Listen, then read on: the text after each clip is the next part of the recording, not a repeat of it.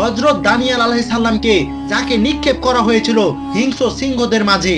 বন্ধুরা, ব্যাবিলনের বাদশা দারিউস হযরত দানিয়েল আলাইহিস সালামকে শহীদ করতে চেয়েছিলেন, অথচ তিনি কোনো অপরাধী বা গুনাহগার ছিলেন না। তিনি শুধু এক আল্লাহর ইবাদত করতেন।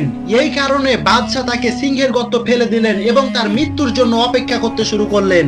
এটা ছিল এমন এক ভয়ঙ্কর জায়গা যেখানে কারো শরীরের কোনো অংশ অতিরিক্ত থাকতো না।